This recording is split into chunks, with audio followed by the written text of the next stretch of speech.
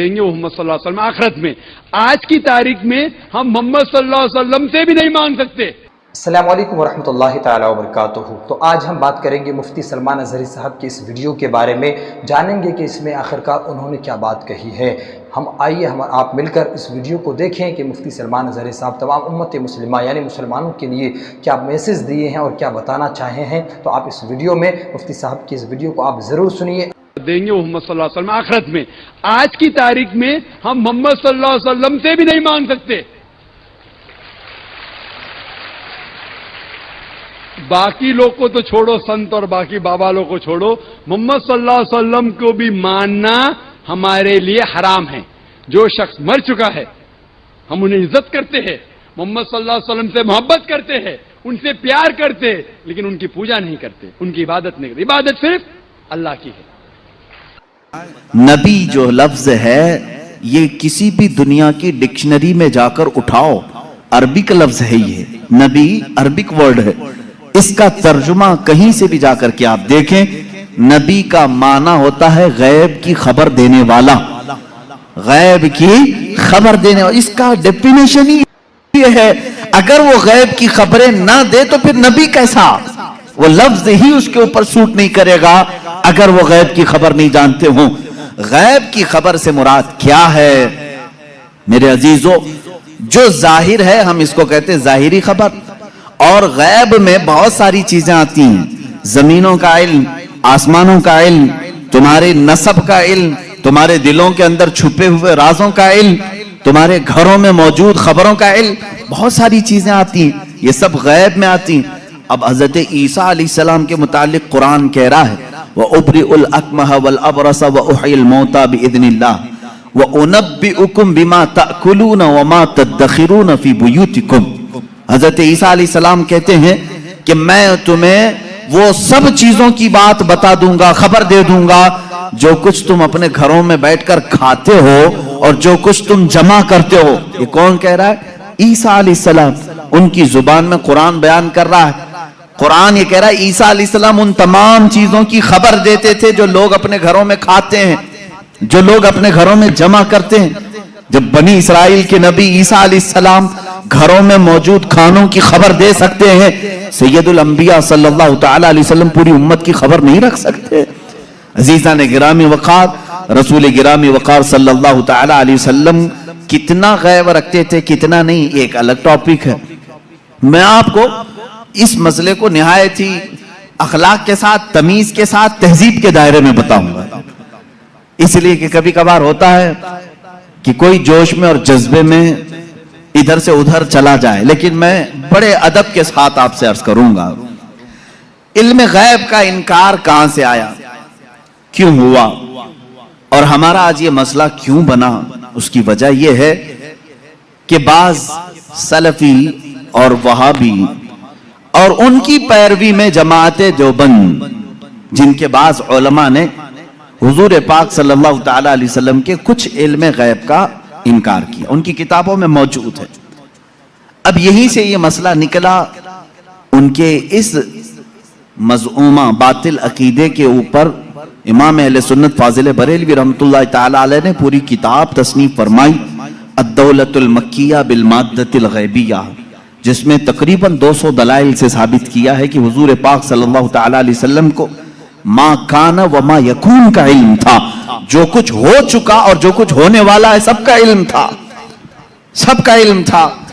اب اگر حضور پاک صلی اللہ تعالی علیہ وسلم کے علم غیب کے متعلق آپ ڈسکشن میں آ جائیں تو اب میں آپ کو بتاتا ہوں، آپ کو کس نے بتایا کہ انسان اول کون تھا؟ دنیا میں سب سے پہلے کون آیا؟ یہ سب کو معلوم ہے کہ آدم علیہ السلام ہے. وہ سب سے پہلے نبی تھے، سب سے پہلے رسول تھے. اب اس سے پہلے بھی اگر جائیں، آدم علیہ السلام کو پیدا کیسے کیا گیا؟ آدم علیہ السلام جنت میں رہے، جنت سے پھر دنیا میں بھیجے گئے. ان کی پیدائش کے معاملات، ان کے دنیا میں آنے کے معاملات، پھر سیدنا نوح علیہ السلام نے تبلیغ فرمائی 950 سال. اس کے بعد اور بھی انبیاء اکرام علیہ السلام کے واقعات. یہ سب باتیں آپ کو بتائی کس نے؟ کس نے خبر کیا؟ کون بتایا آپ کو؟ سب کا نقطہ اتحاد تمہارے ہاں جمع ہوگا محمد الرسول اللہ صلی اللہ علیہ وسلم. اگر اللہ کے رسول صلی اللہ تعالی علیہ وسلم نہ بتاتے تو نہ تمہیں آدم علیہ السلام کی خبر تھی، نہ تمہیں نوح علیہ السلام کی خبر تھی، نہ تمہیں ابراہیم و اسماعیل علیہ السلام کی خبریں تھی، نہ تمہیں حضرت یوسف علیہ السلام کے واقعات معلوم تھے. قرآن جو کچھ بھی بیان ہوا ہے وہ مصطفیٰ کی زبان سے تو بیان ہوا ہے، میرے آقا صلی اللہ تعالی علیہ وسلم کے زبان سے بیان ہوا ہے. تو میرے عزیزو، جو ہو چکا حضور اس کا بھی علم رکھتے ہیں، جو ہو چکا میرے آقا صلی اللہ تعالی علیہ وسلم اس کا بھی علم رکھتے ہیں، اس کی خبر رکھتے ہیں. اب بعد میں ہونے والا یہ بھی آپ کو معلوم ہے، ہر مسلمان کا عقیدہ ہے قیامت آنے والی ہے یا نہیں؟ اگر انکار کرو گے تو اسلام سے نکل جاؤ گے.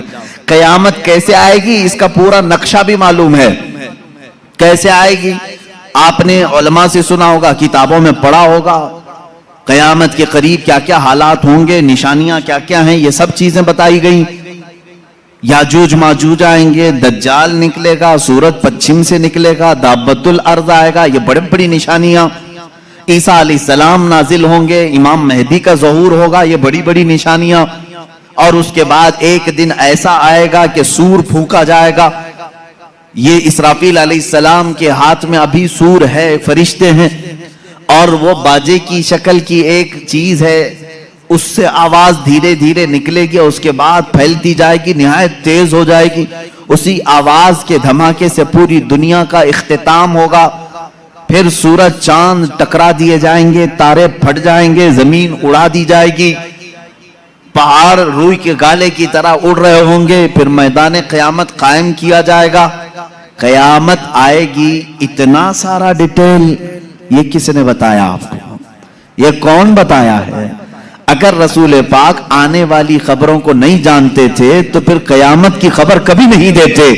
اس کا مطلب ہے اللہ کے نبی صلی اللہ تعالی علیہ وسلم آدم علیہ السلام کی پیدائش سے لے کر روز قیامت تک جو سور پھونکا جائے گا، کائنات کی ہر چیز سے واقف تھے، ہر چیز سے باخبر تھے. حضور اکرم صلی اللہ تعالی علیہ وسلم کا علم غیب کتنا تھا، کتنا نہیں تھا، اب اس پر آتے ہیں.